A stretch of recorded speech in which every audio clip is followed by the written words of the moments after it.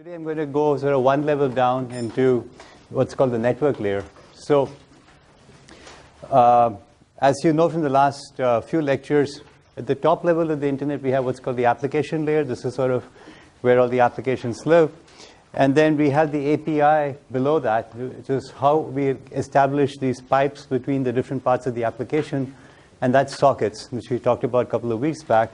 And then what you learned in the last 4 lectures is how do we get reliability and flow control over end-to-end paths. So if you think about it this way, if I go back to the earlier picture I had, we had sort of the application over here, and that's other end of the application. It could be a client-server application, for example. And then we had the socket, which connected it into the, that was the API, the programming interface into the cloud. And then we had this sort of internet cloud. And what you found out actually is there's a transport layer over here underneath, which provides reliability essentially and flow control. But then we still have this notion of a pipe underneath the transport layer. The transport layer doesn't really do much other than add reliability over this pipe. So what we're going to talk about in the network layer is how we build this pipe. Okay, so we're going to ignore everything above it and just focus on this part over here and say, how do we build a pipe? Okay, in other words, if I have some end system, we will call that a host when you talk about the network layer. There's some host here and some other host over here. How do we build an end-to-end path between the two? Okay, and that's the focus of the network layer. And so, as such, we have to have 3 concepts that are important. One is called addresses. Oops. The second one is called forwarding. And the third thing is called routing. So addresses is what you'd expect. You know, if you want to send somebody a letter, on the letter I put their name and then I put the address, and then the postal service somehow figures out how to deliver it to them, right? And so what we put below the name on a letter is the address. Okay, address is a unique way, hopefully a unique way of identifying some destination or endpoint or host. Okay, and actually, as we know, we have to uniquely identify an endpoint, we both have an address and we have a port number, but we're going to ignore the port number. Right now, we just want to get to a host, and then the transport layer will demultiplex based on the port number. We know how to do that, so there's no need to worry about that. So that's what an address is. What is forwarding? Forwarding means that in between this path is actually not a single pipe. We actually have these elements called routers, and the routers need to forward the data. They have a packet that comes in with some header, and that packet is given to the first router, which gives the second router, the third router, fourth router, all the way, and they kind of hand it off. Just like in the mail service, you put your letter into a mailbox, and then the postal carrier picks it up and takes it to the post office, and then they take it to the next post office, and so on. So each intermediate point is forwarding the letter. In the same way, we're forwarding the packet, so that's forwarding. Okay, and then routing. What is routing? Routing means figuring out how to forward it, where to send it to, right? So if you get a letter that's addressed to some other place, some other country, let's say you're sending it to Ireland, so you'll put the address in Ireland, you're going to put the address in Ireland over there, and then the postal carrier is going to look at it and say, oh, it's not Canada, it has to go somewhere, and they're going to send it on. Eventually, it's going to get to Ireland, right? So what is the algorithm? What's the process by which the postal service determines where to send it to next? You know, if it says London, should I send it to London, Ontario, or London, England, right? That's a decision that needs to be made, and that decision is made using routing. So that's the 3 things that the network layer provides. So the network layer is called the network layer because it actually provides the network. I mean, without it, there is no network. Okay. So another way of thinking about network layer is to think like this. Okay. So let's see if you guys can identify what this is. So I'm going to draw this in 3D perspective. So let's see. My 3D skills are not so great, but we'll try anyway. Let's see.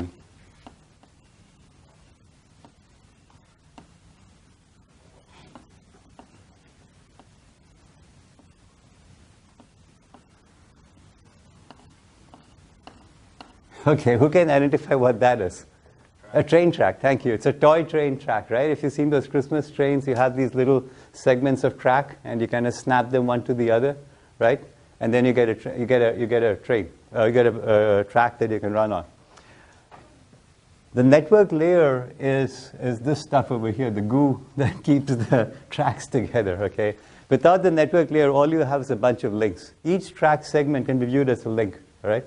And a packet is like a train, okay? So you want to send your packet, this train, from one end all the way to the other, okay?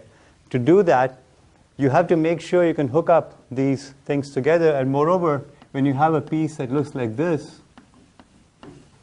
a switch, right? You need to know whether to go this way or that way, right? And in a train track, you have a little lever thingy, and you pull and push it, and it makes it go one way or the other, right? And that's exactly what you need to do. So addresses tell us where we want to go. Forwarding is a process by which we snap these two things together, right? So they form a path. And routing is making those decisions where the train is going to go. Okay, so if you know how a toy train or a train network should work, it's the same thing for computer networks, and the same thing actually for road networks as well. You come to a decision point, which is traffic intersection. Do you go left or right, or go straight, right? That's a routing problem, okay? So all of these issues of addresses, forwarding, and routing exist in all networks. They exist in computer networks, they exist in train track, toy train networks, real train networks, and actually even in biological networks, right? So if you take a drug, right, that's supposed to cure your headache, the molecules that go into your body are supposed to go to wherever you're having pain, wherever it is, right? It has to go there. So how does it go there? What we do is we do broadcast. We put it in the bloodstream, and it goes everywhere, right? That's broadcast. Give it to everybody, and maybe they'll pick it up. But a smart drug is supposed to find the right route to the right destination, just go there. And how do we do that? Well, that's a different topic, but people are actually investigating exactly these, what are called biological networks or nano networks, which have these properties. But we won't talk about that over here. Okay, so having set the stage for what the network layer is supposed to do, let me kind of just remind you about one thing, which is that this path over here is hidden to the transport layer. From the transport layer's perspective, it sends a packet, it just gets there. What is exposed are the attributes like delay, like throughput, reliability, security, to some extent cost. All of these are exposed, everything else is hidden. From the perspective of the transport layer, you give it a packet and magically gets to the other side. All right, so now I'm going to show you what I call the cartoon guide to internet. So I kind of woke up early this morning and I was wondering how to explain to you how addresses work. And then it occurred to me that I could actually do it by means of a series of cartoons. And this is going to be, I believe, really easy to understand. I just need my magic color markers. Okay, good. So let me start by first telling you what an address is. An address is a string of bits, okay, zeros and ones. And in the most commonly used address on the internet today, as you know, is the IPv4 address, 32 bits, right? So for now, I'm going to make life simple. I'm going to make it easy. I'm going to assume it's just 4 bits, okay? I'm going to look at 4-bit addresses. I'm going to draw them like this. I'm just going to talk about, so I have 16 computers, and each computer has a unique address, and they have 4 bits. So obviously, the numbers are going to be 0000 to 1111, right? So let me just write that out. So, okay, so I have all 16 computers like so. And now I want to, I've figured out the addressing problem, which is I give each computer its own address. I just say, here, it's your address, take it, you're done, right? So 16 computers, 16 addresses, addressing is done. Now let's think about forwarding and routing. How do we do it? So the first solution I'm going to propose to you is the following. And for that, let me use the green solution. And the green solution looks like this. I put a single hub or single box, I'll call it R for router, and I'm going to hook them all up like so.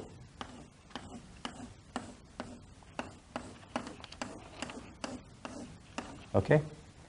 So what does the solution mean? It means that I have a single box which has 16 endpoints. Endpoints, I call each of these a port. Okay, that's what's called a port.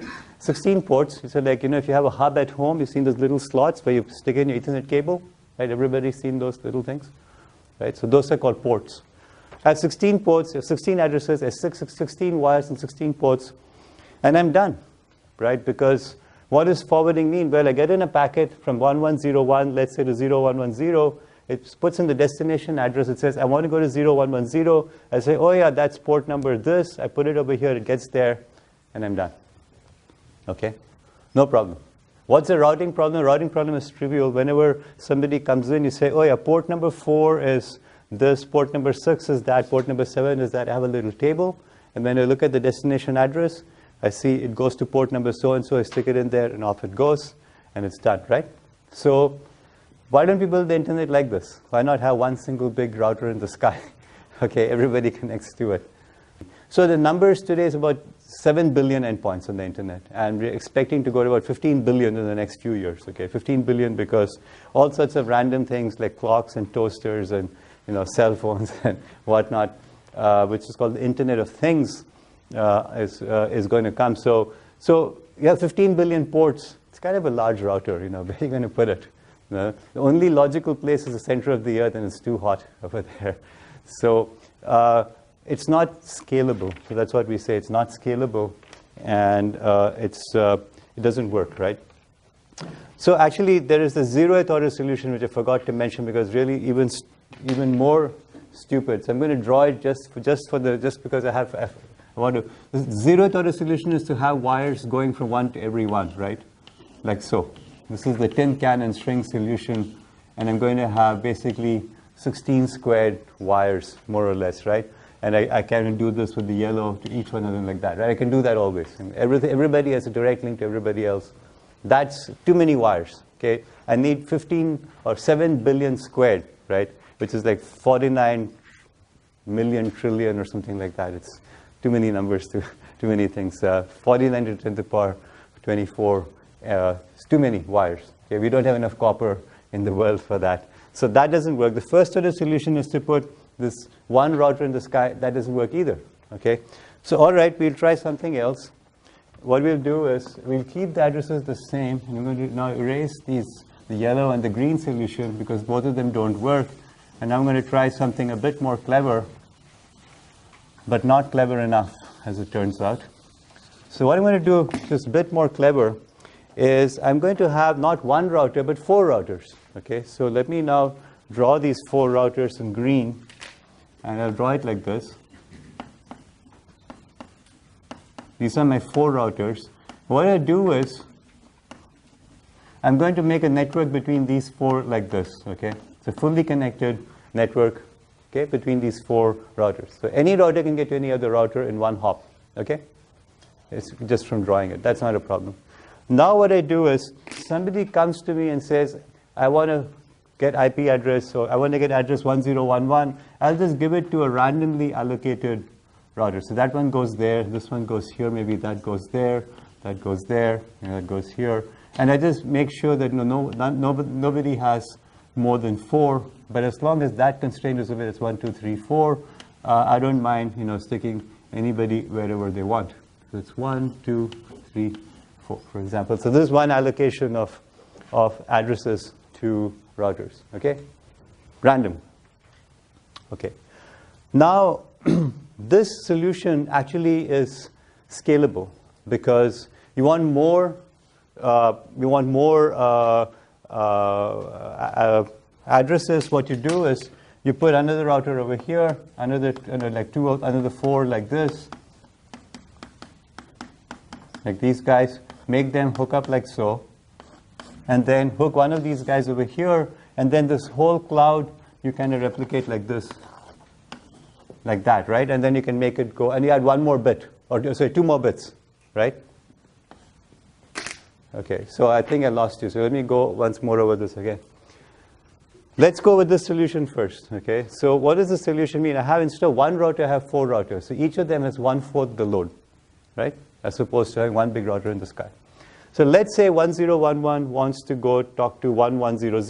So 1011 goes to its router. The router says, oh, I have 1100, and it just sends it like this, just like the first solution, right? But let's say 1011 wants to talk to 0011. So 1011 goes here, and this one says 0011 isn't one of mine, all right? But somehow, magically, I know that 0011 belongs to this router, so I'm going to send it to that router, and then that guy sends it out over here. Okay? Is that clear? Similarly, if I wanted 1011 to talk to, let's say, 0100, this guy has to magically know that it's available over there. It sends it down here, and then it goes off over there. So we have this magic step, the routing step, which tells us which of these other routers is responsible for one of these addresses. Okay? What is this magic? This magic is just a table. Okay? It's called a routing table. And the routing table looks something like this. It has basically the destination and the next hop. And the next hop, again, to keep this clear, I mean, it's a different color now. I'm going to give these numbers, let's say 00, 01, 10, 11. So, for example, at this router, if you have 1100 and so if the destination is 0011, then the next hop is 01. So destination is 0011, next hop is 01, and so on. We can fill in the table, right? For example, at this router again, so this is for table for 00. So if I say destination is 0111, then the next hop is 10, 0111, next hop is 10, okay? And so on. Does everybody see how to fill in the table? So for every destination that is not a local one, we need to have the next hop router. We send it to that router, and that router says, oh yeah, that's mine, and off it goes, okay? The problem with this is that these tables over here are not that scalable, because if I have, let's say, 7 billion endpoints, right? The endpoint itself doesn't have to do any work. The endpoint just takes a packet and gives it to the router and says, here, you deal with it, I don't know. This router needs to know the next hop for every single of the 7 billion endpoints. Why? Because there's no logic here, right? 0011 could be here or here or here. You don't have any idea. Could be anywhere. So you need to have a table that says the next hop for each different destination. So these tables become very, very large. Yes, there's a table for each one of them. It says for this destination, what's the next hop? Okay? And the reason why it's very large is because this is a random allocation. I have no idea where to go next, right? I have a packet from, let's say, 1100, and I want to send it to 0011, which is over here. So that's the source, and that's the destination. Okay? What this does is to put the packet and give it to its router, which is 0000. Sorry, 00, this one over here. This router has to figure out whether to send it here or here or here. How does it do that? It looks at the routing table. Okay, the table says, magically at this point, we're filling this table somehow. It says, 0011, you should be sending it to 01. So it sends it to 01. 01 says, yeah, that's a local port. I know what to do, and delivers it over here. For now, it's magic, but in 2 lectures, we'll explain what the magic is. Right now, the routing table is created by looking at the whole thing, for example. Yeah. It could broadcast to all of them, but that would be wasteful, right? So you could say, I don't know the routing table, I'm just going to give it to everybody. But imagine you have 7 billion endpoints, and every packet is given to every router. That's even worse, right? That's not going to work. Note that the routing table is going to be different. For example, at 10, what is it going to say? Table at 10, it says, for example, 0000 is going to be at 01. So the destination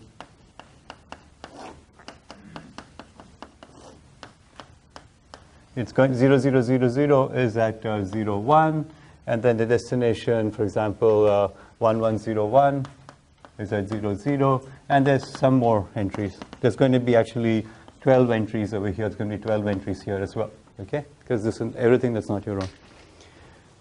Everybody understand what's going on here? So there's routing, there's forwarding, and there's addressing all kind of tied together, and you can see that this one has a problem, which is large tables. And in the next step, we'll make it simpler. We'll see how we can make it much easier, but we're going to give up something for that. Okay, I forgot to post the problem set. I'm going to actually post it right here. The thing is, the problem set is going to make no sense at all, but anyway, until the end of this lecture. So, those are the two questions for this, and I'll put them on Piazza as well. Okay. All right, so we'll get to both, and actually, we'll get to both of them in a few minutes. The problem with this approach is that every router has a very large table. So you know what? We can fix that, right? How can we fix that? Should be pretty obvious from this. How do you think we can fix this issue of making the routing tables too large? Okay, so your approach would be to take the packet and essentially, instead of broadcasting to everybody, give it to each one and ask, do you have it? No. Then you go to the next one, do you have it? No, and so on, right? That makes sense if you're able to, and this is how, by the way, Nutella works. This is how peer-to-peer networks work, right? Where you ask somebody, do you have those? No, okay, broadcast, you send it out again.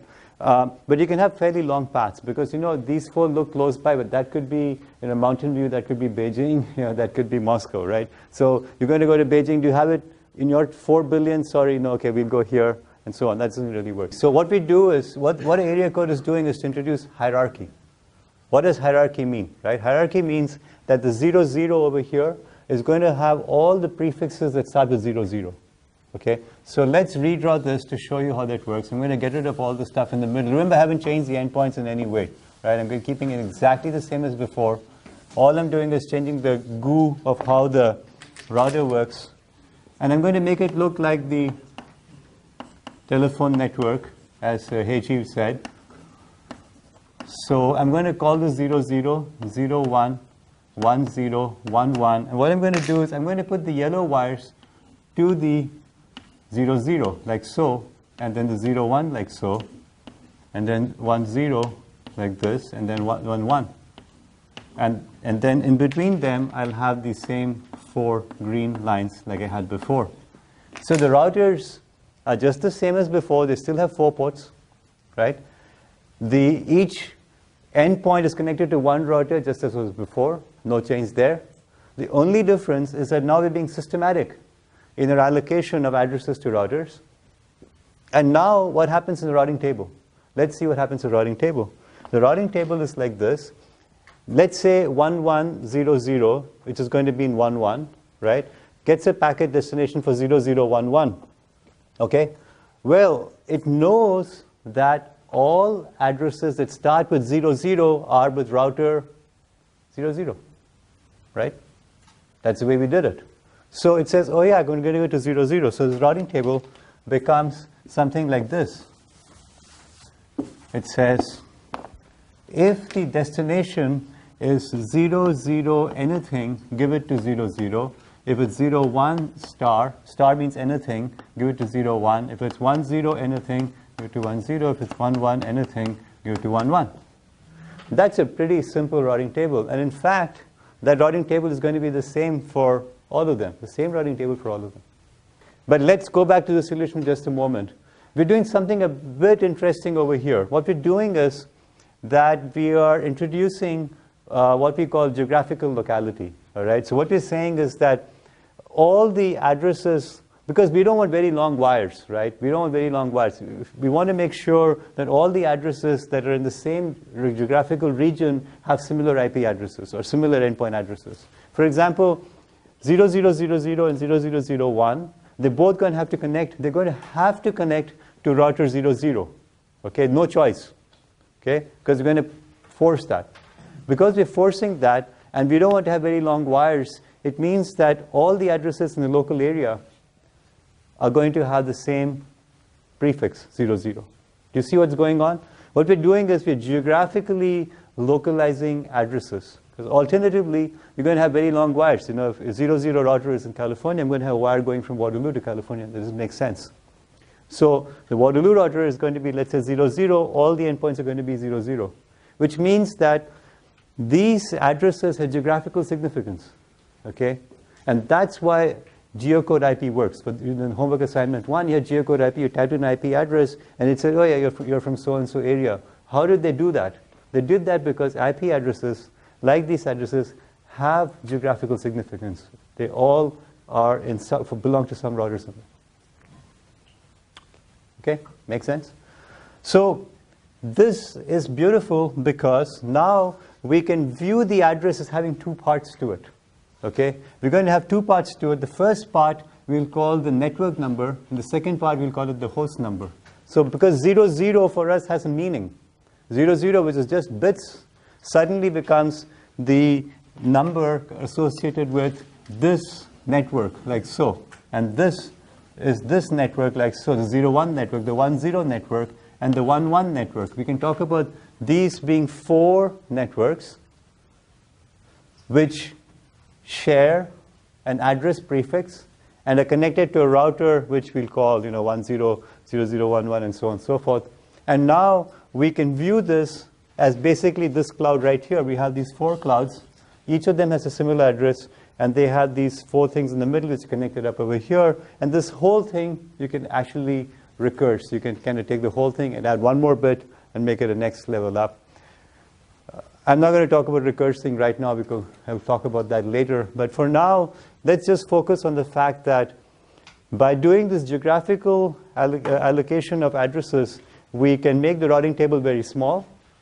Okay, first win.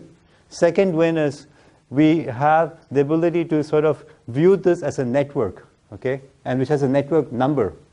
Okay. The third thing is that we can actually do something like we do in the names. If you have a name like uwaterloo.ca, University of Waterloo, which owns uwaterloo.ca, can allocate any name it wants. You can give it CES, ECE or math or whatever. It doesn't need to ask anybody for help. It says, this is my domain.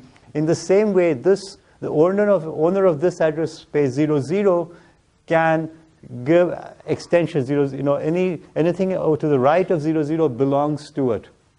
It can do what it wants with it. It can allocate the address or not. Nobody else needs to know, because once it gets to the 00 router, life is good.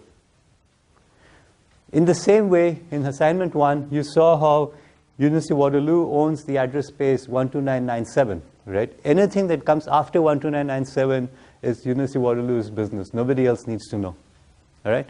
That's exactly what's going on. So that 12997 corresponds to this. So this delegation is also for addresses. This makes life much easier because you don't need to go ask some central authority, can I allocate this address or not? No problem, just allocate it. It's yours, right? So we get part of the address space. So this kind of hierarchy is a big win, and it is what's done on the internet today. That's why we have a network number, and then we have the host number in the behind. And that's why in assignment 1, if you remember, I said numbers, IP addresses are of the form network number, host number, right? And the first few bits are going to be a network number, as I'm showing over here. Okay, so it's a very powerful idea, and it's kind of at the heart of what happens on the internet today, or actually in any network which you want to scale, and this scales quite well. To summarize, we started out by saying that we had a bunch of addresses. We had 16 addresses, and they're corresponding to hosts, like I showed over here. And our problem was, how do we hook them up in a way such that we can scale? The first solution was connecting wires to everybody else. That didn't work. Second solution was one big router in the sky. That didn't work. The third thing was to have multiple routers, but to have random allocation. That didn't work because the routing tables were too large. And the fourth solution is to have the routing tables be geographically, the routers have geographical significance, addresses have geographical significance, and that naturally introduces the notion that we have network numbers which correspond to the high order bits of the addresses. Okay, it comes from the fact that we are doing this. The last thing I want to add is that this introduces a problem as well, which is that if I were to take this host and I move over here, I can't keep the address.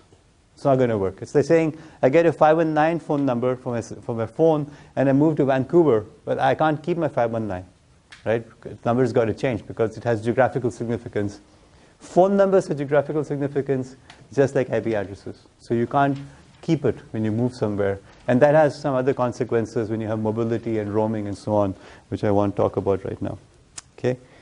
So the way the internet works, I'm going to now finally touch upon how we make it scale up. The way the internet works is what we'd have is that each of these bottom level thing is called a subnet.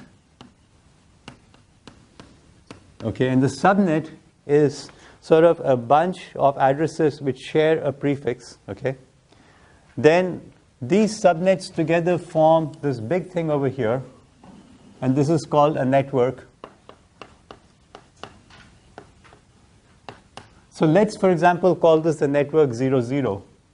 Then all the addresses are actually going to be prefixed by 00. So we're going to have this address actually 001100. This is 00, 001010, 0000, and so on. They're actually 6 bits long, for example. Okay, and it's all 00s in the front. Okay, so they're 6 bits long. But inside here, we are ignoring the leading 00s because they all have the 00 anyway, not giving answer. And we call this the network 00. And here we have the network, for example, 01. Okay? And here network 10, network 11. And the way it works is like this. Whenever, let's say this router over here is going to have the special orange link to the next level up. This one over here. When you see a packet, any of these guys sees a packet which starts with 00, they know what to do. The destination is, in this case, 0000, 0001, 0. It knows what to do the next stop. But if the destination is anything else, which is called the default route, you're going to say give it to 01. Give it to 01 because 01 knows what to do. Right? What is 01 going to do? Whenever it gets something that is anything else, it just gives it to the next guy over here, this router in the center, okay, which is called the core network. This is the core. In the core, what happens is it looks at the top 2 bits, and if it's 01, for example, it will give it there. If it's 10, gives it here, 10 gives it there, and so it routes it over here, and then after that, we just do the opposite. It's just like routing a letter. Right? If the destination says, my country is Canada, you don't really care. Just ignore it and just route it locally. But if the destination is Ireland, then we're going to give it to the head post office. And the head post office says, Ireland, it goes over there. And then the Irish post office takes care of the rest. Okay? This works. That's why I said it can recurse and makes it scalable. So we can make this as deep as we wish. We have, this is, so if you have 4 bits, we get 16. If you have 6 bits, we get 16, 32, 64, right? And so on. We keep scaling it up 2 bits at a time or 4 bits at a time, doesn't really matter. And we can make it as deep as we want. In the internet today, actually, it's a 3-level hierarchy. We don't have very deep hierarchy. We have the subnet, we have the network, and then we have the core, and that's it. Okay, inside the core, essentially, everybody needs to know how to reach everybody else. And how that works is that it has very large routing tables. Okay, we actually haven't solved the problem of large routing tables in the internet today. Today's internet routers in the core have about 80,000 entries in the routing table. 80,000 entries over here, and it's growing slowly. It's going to be 80,000. Sometimes, you know, some of them need 100,000 and so on. And that's what makes them very expensive. Okay, they can spend up to $1 million for these big routers, in part because these are very, very large routing tables. And that's in part because we only have a 3-level hierarchy. If you got to act together and had like a 5-level hierarchy or 6-level hierarchy, everything would be cheaper. But then you run into other problems, you know, in terms of ownership, you know, who owns what and so on. There's only one core. Yeah, everything in the core knows exactly how to get. So they have tables like the first table you saw, it's random. Inside the core is random. So you need a table entry for every single network, which way to go.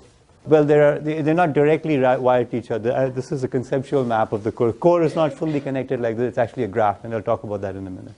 Honestly, most people who are internet researchers don't understand this. Okay, the notion that IP addresses are geographically linked, and it's because of routing table and how the core works and so on, and how the subnet and network works. Funnily enough, most people don't actually understand. Internet researchers don't get it. So if you get it, it's actually pretty good. Okay. I just want to get the concepts across. The main concept here is that we have to have geographical addressing, and we have to have hierarchy. Otherwise, things are not going to work scalably. And so we're making this trade-off, and we give up on portability because of that. Okay. Let me continue with. So I talked about this concept. So I'm just going to write down the concepts we talked about. So we have addresses. We have forwarding, which is the how we send the packets on. We have the notion of routing, which is how the routing tables are made. We have the notion of geographical addressing, and then we have a hierarchy. I wanted to make sure these are the concepts that you guys should be familiar with. And then the notion of a network, number, and a subnet number, which is basically the different levels of the hierarchy: the subnet, the network, and then the rest. Okay. Okay. So how does this actually get put together? So I'm going to briefly talk about the hardware instantiation, just a couple of minutes, and then we'll get into a little bit more about how we deal with IP addresses. So, okay, so how does this actually work? Well, at the bottom level, we have what are things that are called hubs, and the hubs have these little, sockets, and then these are called ports. And when you have a desktop computer or a laptop, we attach a wire to a port like this. On the other hand, you can also have hubs which are wireless, and then you can have a laptop or something like this, and it connects wirelessly. But from our perspective, it has as many ports as there are wireless connections. They're not really ports per se. And then these hubs together will connect to some kind of thing called a router, and the router has ports. That's what these are the ports over here. The thing about a hub is that it doesn't have any routing. It does exactly what broadcasts, right? If you send anything here, all the other ports get it, so we don't need to do any specific routing. Anything that's connected to the same hub is all the elements connected on the hub are connected to each other, okay, so automatically. And similarly, all the elements connected wirelessly to the same hub are connected to each other through that hub, okay? And these hubs typically correspond to subnets. So this whole thing over here will be one subnet, and there's another subnet. Though it's not an exact match. I'm going to leave we're going to come back to that. And these subnets are attached to certain ports. For example, you'll say any sort of the subnet number is. I'm just going to give it names like A.1. So A dot star, for example, and this could be B dot star. And so we'll say the subnet number is A, the subnet number is B. So all the addresses inside that subnet will start with the same prefix A, which is the subnet number. It's like what we saw earlier. And the router is then connected to other routers, some other way. And what we have is a routing table over here, which basically says for a particular network number, which output port to use. This is called a port. And so ports actually have two directions. We need to be careful. We have stuff going in like that. So this part of it, which is where stuff is coming in, is called the input port. And this stuff over here is called the output port. So because it's going in and it's going out. And so of course we hook the output port of one router to the input of the other, and so on.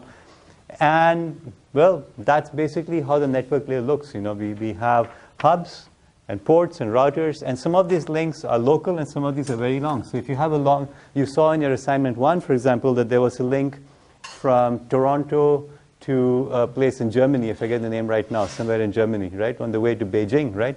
So you go Toronto, this player Eisen something. Does anybody remember the name? Something, yeah. And then Germany, and then Beijing, right? So these wires actually are wires going all the way from Toronto to Beijing. It's a very long wire, okay? And that's sort of the physical instantiation. And what we'll do in a few lectures from now, we'll look at exactly how to build these bits of hardware. But I'm not going to talk about that right. So there is some reason how it's put together. Now I'm going to continue with the next thing that I really want to talk about, which is IP addresses. So IP addresses, so IP is the Internet Protocol.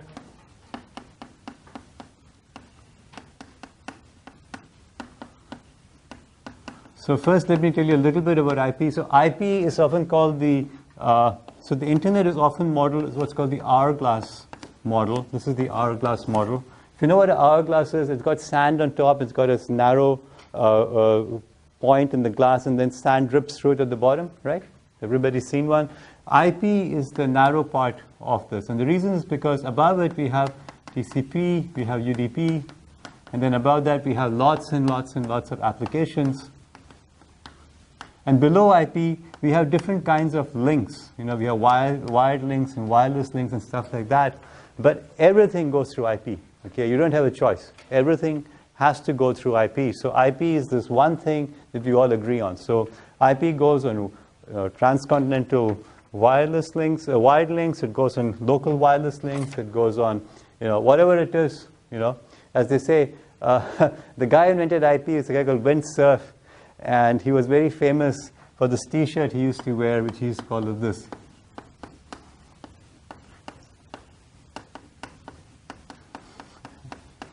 So that was a T-shirt he used to wear a lot. Okay. One aspect of IP is forwarding packets. One aspect of IP is actually the routing protocols that come with IP. But the aspect I'm going to focus on right now is what I call IP addresses.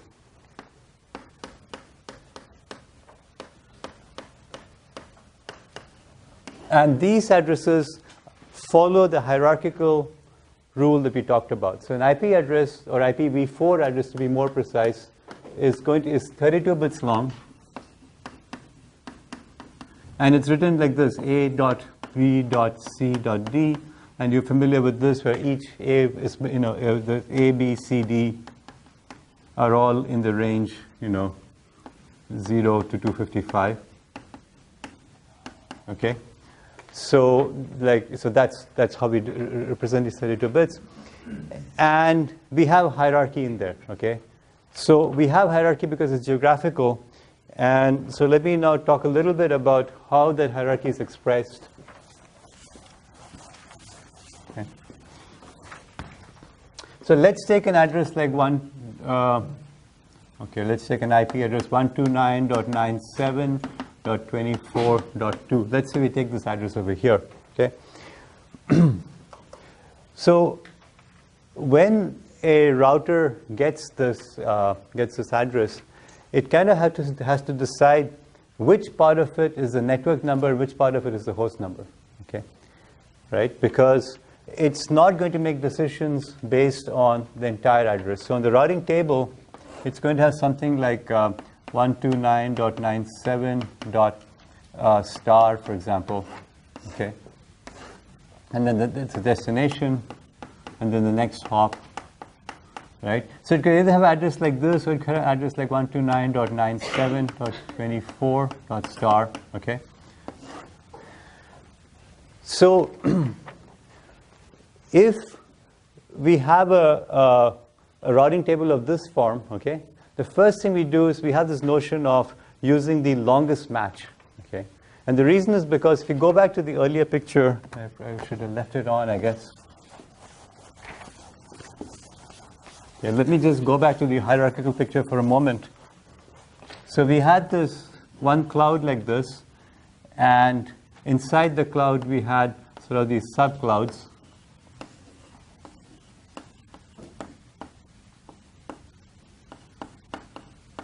And then this one special guy is connected to, and these had these other clouds as well hanging off of them, okay? So let's say that this one over here is 129.97. That's the network number, okay, corresponding to this network. And let's say this one over here corresponds to 129.97.24. Okay, that would be that subnet over there. So in here, everything starts with 129.97. So they really need to have destination rules of this form, 129.97.24. But everywhere else, they don't really need to have that information. All they need to know is that if it's over here, for example, it needs to know that 129.97, well, that means to go over here, right? We don't really care what comes after it. That makes the table quite short. It's just 129.97. Everything that's 129.97 goes over there, okay? So So what we need to do is sort of have these rules that tell us where these break up. And the way we do it is by using what's called a net mask. Okay? And the net mask basically says which part of it corresponds to the network number, okay, or the subnet number. So, for example, over here, when we want to say 129.97 *, what we really write down is 129.97.0.0, and then we say /16, which means only the first 16 bits are relevant, okay? And similarly, when this network got allocated the address, okay, it got allocated 129.97.0.0/16, okay, which means ignore everything else after that. Who allocated that to this? That's given by an organization called AARON, and I forget what AARON stands for right now. Assigned Registrar of Internet Names, or something like that. I can't remember what it is. But AARON is the one that allocates it. So Waterloo goes to AARON and says, the university, give us some addresses. They say, okay, you have 129.97/16, okay? And when it gets a /16, it says, okay, everything after that, first 2 bits is yours. Do whatever you want with it. And that's how we allocate it. And then what Waterloo does is it tells these routers in the core, I'm responsible for all addresses that start with 129.97/16. Okay, just send it to me. I'll take care of it. You don't need to know how. And that's the way we do that. So these routing tables all say, okay, this goes to Waterloo. Don't worry about how it gets routed inside Waterloo. And that's true for other places as well. They'll have other /somethings, right? Inside Waterloo, however, /16 is not enough. Here we need to have basically this one, which is we call a /24, which means the first 24 bits, okay, have significance. Okay, it's just a coincidence that it's 24 over there. Okay, but we could also have 129.97.12. And this would also be a /24, which means take the destination IP address on a packet, match the first 24 bits, and if the first 24 bits correspond to 129.97.12, then send it to the next hop. Okay, that's the meaning of a /24. And the reason why we need this mask is because this is the way we express how many bits are significant in the routing table. Okay, and the rule, as I said, is we try to find the longest prefix that matches over here. Okay, so we find the longest prefix, we match it, we know what the next hop is going to be. So the point I want to get across is that these slash is only applicable to routers for the most part and to people who get allocations. So if AARON comes and gives you a /16, that means you actually have 2 to the power 32 minus 16 addresses, which is 2 to the power 16. If it gives you a /24, then you have 2 to the power 32 minus 24, which is 2 to the power 8 addresses. Okay, and so on. If it gives you, so that question on the top says, what are 2 consequences of all allocations being /31? That means that AARON is giving everybody 2 to the power 32 minus 31 equals 2 to the power 1, okay, which is just 2. So it's going to give everybody chunks of 2, which means that your tables over here are going to be, /31s, okay, which means you're going to have lots and lots of addresses to deal with, okay. So what happens then? Okay, that's the consequences that I want you to think about, okay. So let me try and put that all together. So first, I want you to understand that IP address is 32 bits, not 4 bits, right? Second, just like we talked about earlier in the simple example, we do have this notion of hierarchy. We have this notion of a subnet and a network. And the important thing about hierarchy is that once you're outside your network, the rest of the world only cares about your network number. They don't really care about what your subnet number looks like. Okay? Nevertheless, we need to have a way in which we can refer to these addresses. Just a minute. Okay? We need a way to refer to these addresses which are sort of partial addresses outside. And the way we do that is using this thing called a net mask, which tells you how many bits are relevant. And this is done by an address allocation authority, which is AARON, and it gives you a certain number of addresses. Okay, so it says your network number is this. And again, in the assignment, you found what the allocations were. When did you get them? By the way, Waterloo got its allocation on October 25th, 1987. So those of you who got 1999, that was our AS number, not the IP address. So inside this network, we're only going to have these kinds of entries. And then outside, you're going to have these kind of entries. So they're not in the same routing table. Yeah, I'm sorry about that. I should be clarifying. Yeah. So inside, we need subnet routing, right? They all have the same network number. It's no point. Outside, we only have the network layer, network number, I'm sorry. Yeah. Core means basically you're going to use the network number to route it. Inside the network, you're going to use the subnet number to route it. Inside the subnet, you're going to use the entire IP address to route it. You're not going to use any part of it. You're going to use a /32. Yeah, so 255.255, it's another way of writing it. .255.0 means basically 1111, whatever, 8 ones. So this is 24 bits basically, okay? They're all ones. So this would be a /24.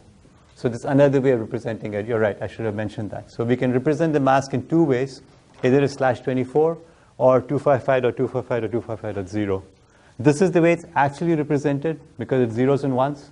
And this is the way we represent it because, again, slash is not a 0 or a 1 either, right? So we represent it in this form. So that's the actual representation. Just a consecutive series of ones that represents which part of this entry that we need to look at, and the rest we can forget about.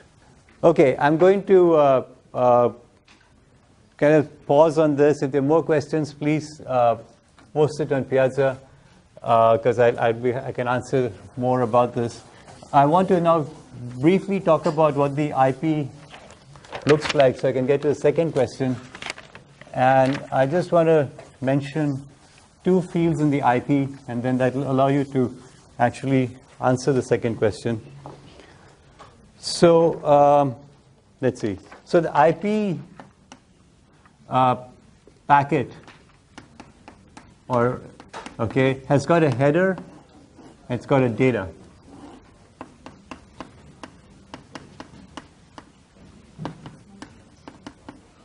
Okay, and what I'm going to talk about now is just what's in the header. The data is whatever it is. So the header is a bunch of different fields. So one field is the version number. So the version number tells you what version you're running. Is it 4 or 6 and so on? And it's a good idea to have version number in case you change the version later on. There are a bunch of other things which I'll talk about later, but I'm going to talk about two things right now. One is the source address, and one is the destination address. And these are 32-bit fields. And the source address says, where is it coming from? What's the IP address of the source? And the destination address is, what's the IP address of the destination? Okay. And these are sort of the most important fields because they tell the network what to do. So in the header, if you look at it, you'll find this source. So destination address is used to route the packet. So what happens is that the packet with a particular destination address goes to the first hub. The hub looks at it and says, is this address matching one of the computers connected directly to me? If not, it says, okay, I'm going to give it to the router. The router looks at it and matches it with its routing table, okay, and finds from its routing table whether it matches one of these, whether it matches any of the next hops, okay. If it does, great. Otherwise, it goes into what's called a default, which says, I don't know what to do with it, right? It's like a local postman says, I don't know what this Irish address is. I'm just going to give it to the main post office, let them deal with it, right? So that's what happens as well. The router is going to say, okay, I don't know what this means. I'm just going to give it to the next level up. That is going to try and match it. Okay? If it can't find it, it gives it the core. The core is guaranteed to have a match for every single destination address prefix, right? So because it has these 80,000 different entries. So it looks at it and says, okay, I know what the next hop is. Off it goes to the next hop. And this process of next hop happens, okay, because it's not fully connected. It can take multiple next hops. And finally, it gets to the network number that it belongs to. And that says, okay, now I can give it to my subnet. And that's what happens, right? So we need the destination address to get there. Do we need a source address if you need a response? Right. But if you don't want a response, then you don't need it. Exactly. It's like sending a letter in the mail. You don't need to put your home address. You can just mail it, right? It'll get to the destination. So this is what's used to spoof, okay, a source. Spoofing the source means setting the source address not to yourself, but to some other person, right? Okay, it's like putting a false return address on your envelope, right? When you do this, the reply is going to go to somebody else. Why would you want to do this? Okay. You want to hack into somebody's computer and you want to send them millions and millions of packets just to, choke them up and cause their website to go down. You don't want to put your own source address there, right? You'll spoof the source address because it's not needed, right? IP has no intrinsic way to prevent spoofing. You can put any arbitrary source address you want and put it in, and unless you do something special, right? Unless you do something special, it's going to be forwarded to the destination, and that's a problem, okay? So the second question says, think of one way in which you could prevent this from happening. How would you invent a technique that would prevent source addresses from being spoofed? And remember, you have to think about, I'll give you a hint, what you have to remember is that IP addresses have what? Geographical significance, okay? So if I put a random IP address, then, okay, maybe I have a, now I'm almost giving the answer away, but think about what would happen if you put a random IP address as your source address, given that it has geographical significance. So that's the part I wanted to get to. So what I'm going to talk about on Thursday is I'll talk more about the other fields in the IP header, and that will give us a good kind of insight into how we do routing and stuff like that.